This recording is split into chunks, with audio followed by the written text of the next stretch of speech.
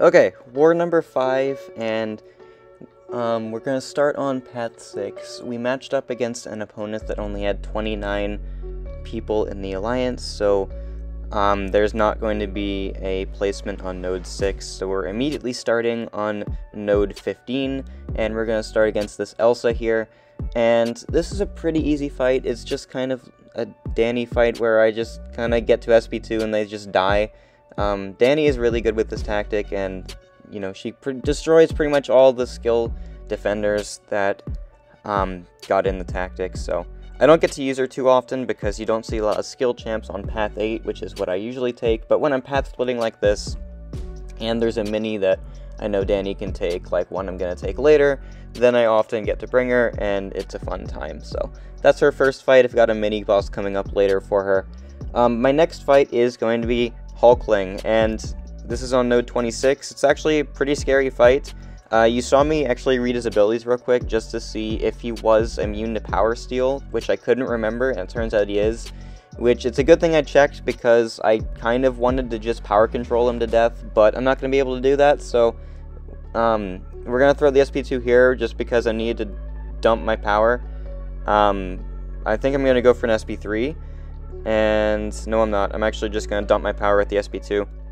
So I need to get into my Incinerate curse. I would have done that earlier if I wasn't skyrocketing in power gain, so here we are in the Incinerate curse, and he's unblockable now, but we're going to remove that with our buff immunity. We get some nice burst damage on all the hits, and he can't gain regen, so he's pretty much locked down at this point. I did activate an indestructible boost just in case I did get caught on a dashback or something stupid, because if he has buffs, he's gonna honestly just about kill me because of how much attack he's getting from the node, and he just hits really hard in general. So better safe than sorry by throwing that indestructible boost. But he throws this SP2 here, and now we're gonna get the buff immunity back, and he's just about gonna die. We have to spend a couple seconds baiting this guy's special attack at the end, but then that's pretty much going to be it. He finally throws it, and he's basically dead from here. We are going to not even need the SP1, just like that, he's gone. So, alright, next up is CGR on node 35.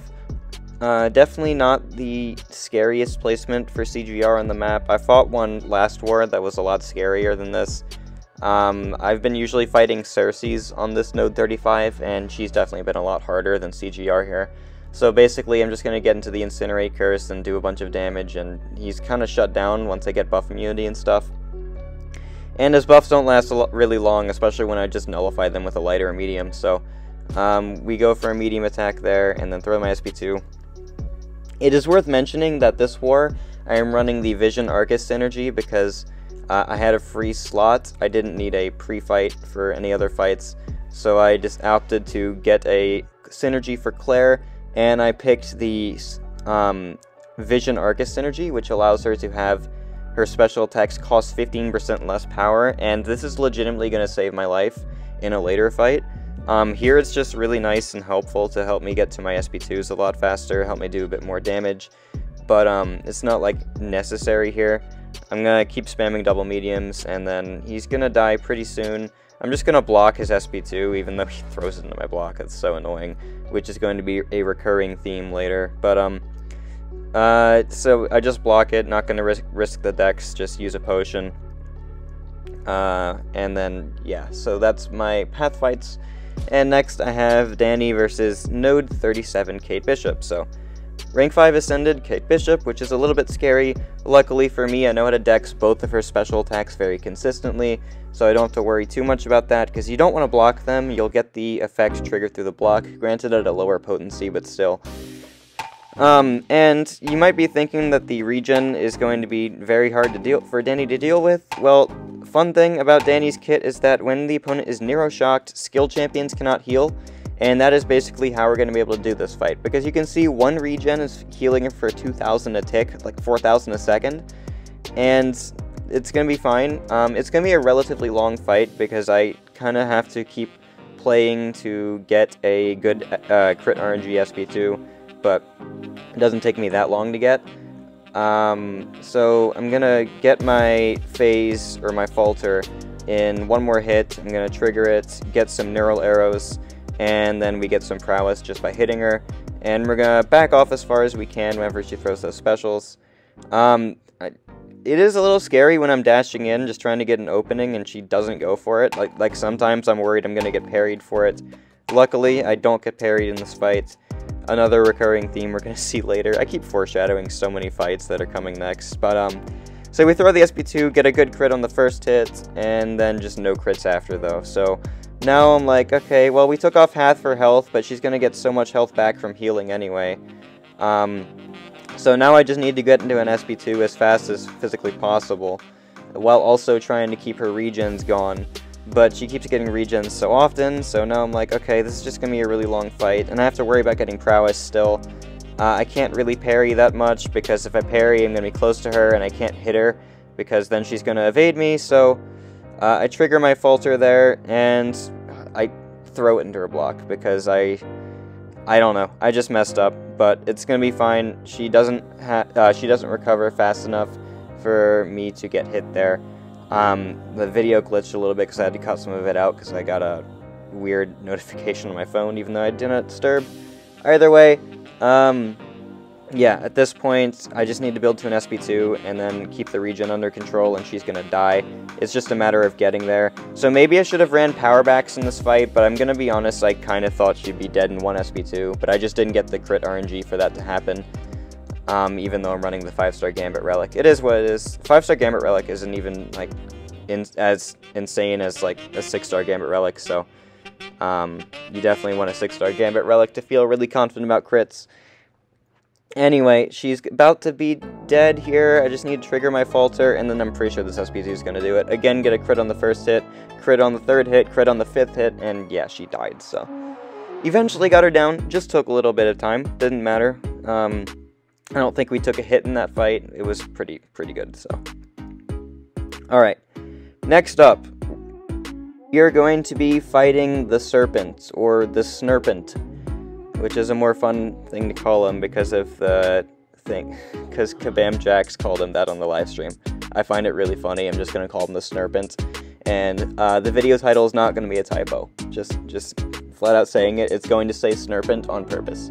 So, anyway, Claire against 45 Snerpent, and this is going to be a fight that I was actually pretty confident in, and we're going to see how it goes.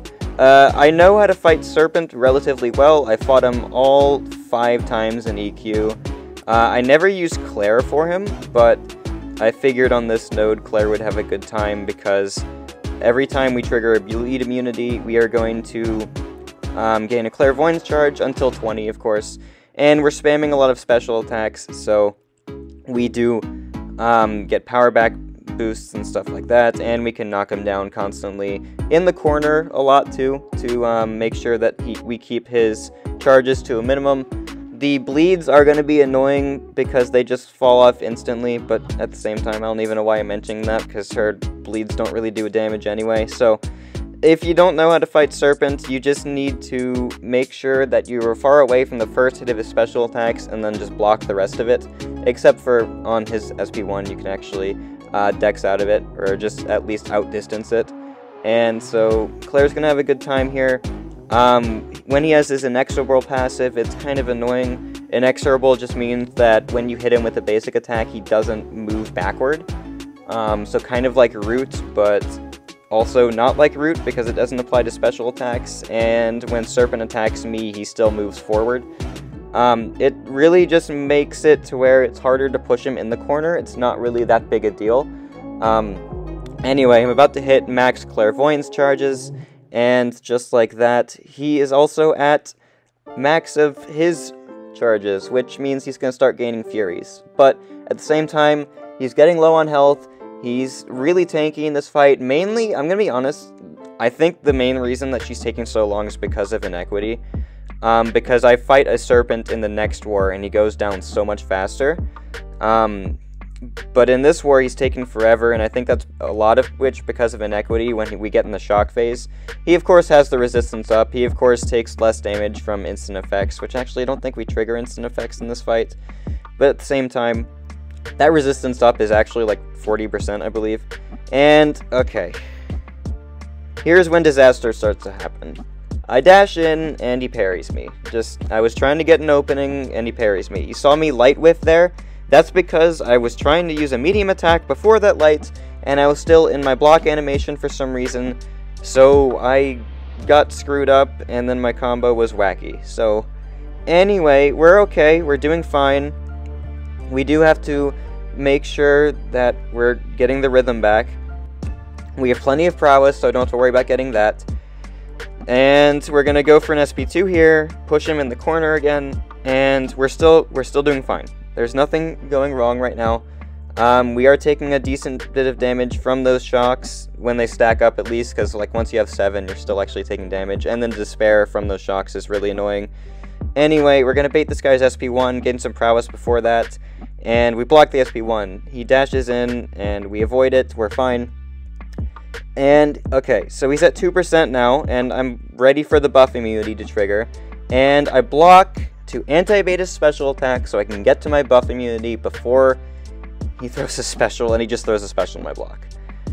He just does a terrible AI thing and throws a special in the block. I needed that buff immunity to prevent him from healing, and because of the fact he threw it, I couldn't get the buff immunity, so he just healed back like 20% of his health.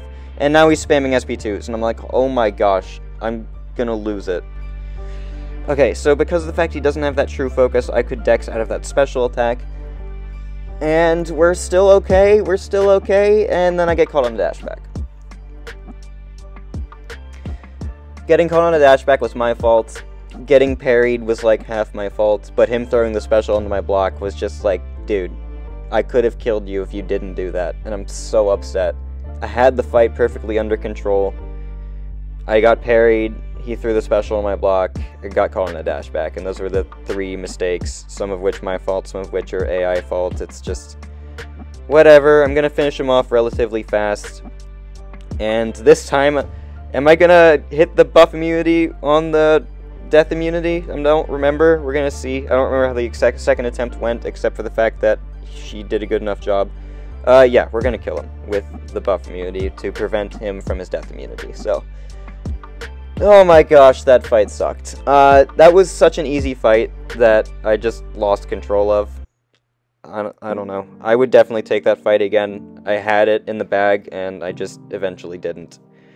Whatever. Okay, next up is 46, Adam Warlock. Last up, I should say. This is maybe the most chaotic war fight I've ever taken, or at least this season. It's gonna be pretty crazy, and you're gonna see that pretty soon, but we're gonna block. Okay, so we're gonna block his mediums. What am I trying to say? And also light attack into his block, remove some indestructibles.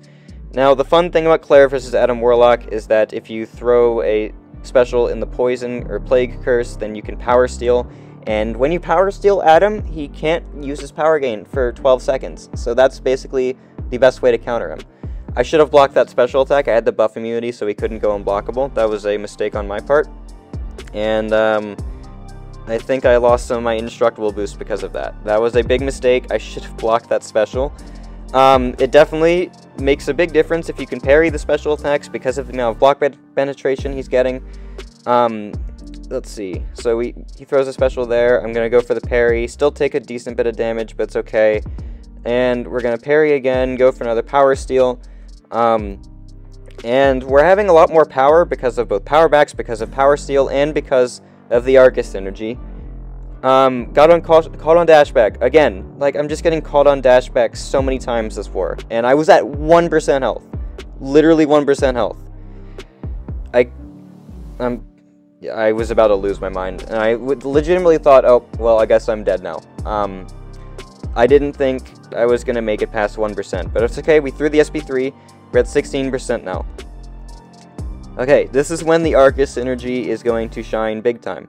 So he's going to throw his SP3 there. We got a good bit of power back from both the Arcus synergy and power backs. We throw the poisons before he triggers his pod, because what that's going to do is it's going to let me prevent some of his healing with both despair and just the regular effects from poison.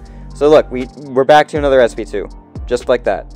And this was a big mistake. Should not have thrown that special into the block, because now I'm going to get hit again. And I'm at 1% a second time in this one fight.